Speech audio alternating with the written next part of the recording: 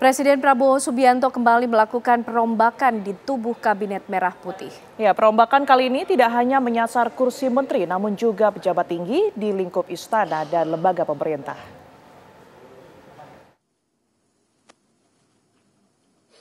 Hari ini Presiden Prabowo Subianto melantik 8 pejabat baru di Kabinet Merah Putih di Istana Negara. Acara dimulai dengan pembacaan keputusan Presiden atau Kepres tahun 2025 tentang pemberhentian dan pengangkatan menteri dan wakil menteri negara. Usai pembacaan Kepres, Presiden Prabowo memimpin sumpah jabatan yang diikuti oleh seluruh pejabat baru. Mereka yang dilantik diantaranya Letjen Purnawirawan TNI Djamari Chaniago sebagai Menteri Koordinator Bidang Politik dan Keamanan atau Menko Polkam. Kemudian Erick Thohir yang sebelumnya menempati posisi sebagai Menteri BUMN kini menjabat sebagai Menteri Pemuda dan Olahraga. Selanjutnya politikus Partai Demokrat Afrian Syahnur dilantik menjadi Wakil Menteri Ketenagakerjaan. Keempat, politikus Partai Gerindra Rohmat Marzuki ditunjuk sebagai Wakil Menteri Kehutanan. Lalu Farida Faricha sebagai Wakil Menteri Koperasi. Presiden Prabowo juga melantik Angga Raka Prabowo sebagai Kepala Badan Komunikasi Pemerintahan atau BKP yang sebelumnya dikenal sebagai PCO dan menggantikan Hasan Nasbi. Lalu Muhammad Kodari yang sebelumnya Wakil KSP menjadi Kepala Staf Kepresidenan. Terakhir, Komjen Pol Purnawirawan Ahmad Doviri ditunjuk sebagai Penasihat Khusus Presiden Bidang Keamanan dan Ketertiban Masyarakat dan Reformasi Kepolisian. Selain melantik menteri dan wakil menteri, Presiden Prabowo juga melantik pejabat di lembaga pemerintahan. Nanik Sudaryati Deang dilantik sebagai Wakil Kepala Badan Gizi Nasional. Selain itu, Presiden juga melantik Sony Sanjaya sebagai Wakil Kepala BKN dan terakhir Sarah Sadika sebagai Kepala Lembaga Kebijakan Pengadaan Barang Jasa Pemerintah. Pelantikan pejabat kali ini merupakan rangkaian lanjutan kebijakan reshuffle kedua Kabinet Merah Putih pada 8 September lalu. Pada reshuffle hari ini tidak terlihat sosok Wakil Presiden Gibran Rakabuming Raka. Mensesnek Prasetyo Hadi menyatakan Gibran tengah berada di luar kota. Tim TV One mengabarkan.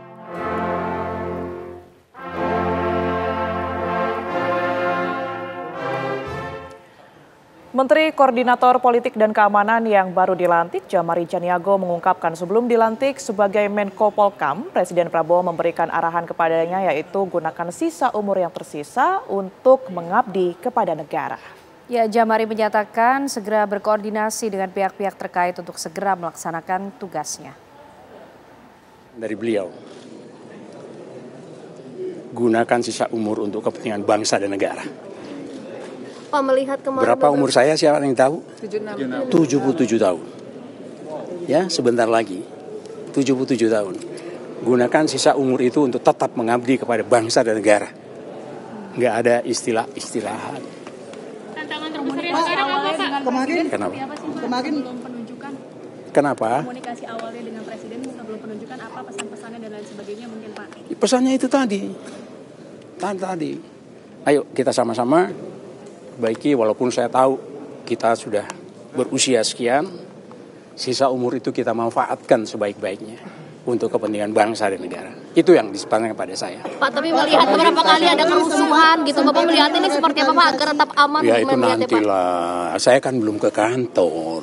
Tapi ada tantangan nggak sih Pak melihat kondisi yang sekarang, Pak, yang harus jadi prioritas Pak sekarang? Makanya saya kan belum ke kantor, dan di kantor saya kan dapat laporan. Baru saya nanti komunikasi dengan Pak Syafri, Pak?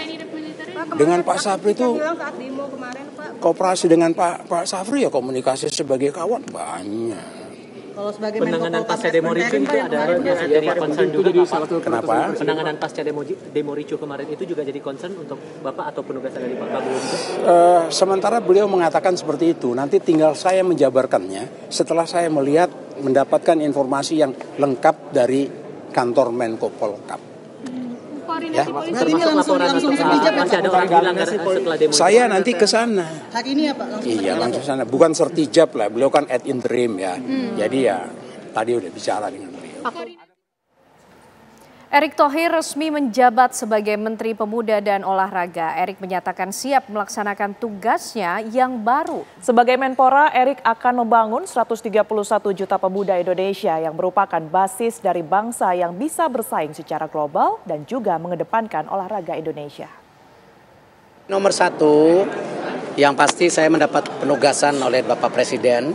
Ya, tentu saya sebagai profesional dan tentu sebagai pembantu Presiden saya tegak lurus. Di mana ini kadang-kadang orang lupa antara olahraga dan pemuda, padahal Menteri Pemuda dan Olahraga. Artinya kalau kita bicara pemuda itu ada 131 juta pemuda yang ke depan ini merupakan basis dari bangsa kita itu sendiri. Artinya pemuda ini ke depan harus kita bangun ya secara kapabilitas untuk bisa bersaing secara global ya, dan cinta tanah air, dan harus menjadi bagian untuk membangun bangsa kita ke depan. Itu yang pemuda. Untuk olahraga sendiri, tentu nomor satu, olahraga harus menjadi alat pemersatu bangsa. Olahraga adalah duta bangsa di dunia. Presiden Prabowo Subianto melantik Angga Raka Prabowo sebagai Kepala Badan Komunikasi Pemerintahan atau BKP. Usai dilantik, Angga Raka menyatakan BKP merupakan transformasi dari PCO. Ya, Angga menyatakan BKP akan memastikan program-program pemerintah akan tersampaikan dengan baik. Selamat sore rekan-rekan sekalian, baru saja saya dilantik sebagai Badan Komunikasi Pemerintah di penambahan penugasan dari Bapak Presiden di bidang komunikasi. Ini bukan badan baru, tapi ini transformasi dari PCO. Kita diminta perkuat koordinasi, fungsi eksekusi, komunikasi di pemerintah antar KL.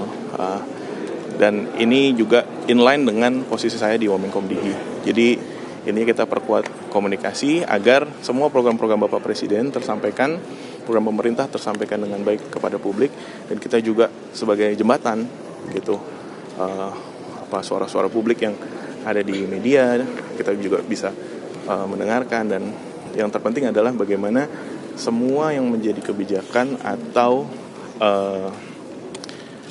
yang menjadi arahan Bapak Presiden, program-program unggulan beliau itu bisa dikoordinasikan, diselaraskan, disinkronisasikan di antara kementerian lembaga juga bersama dengan teman-teman media semua.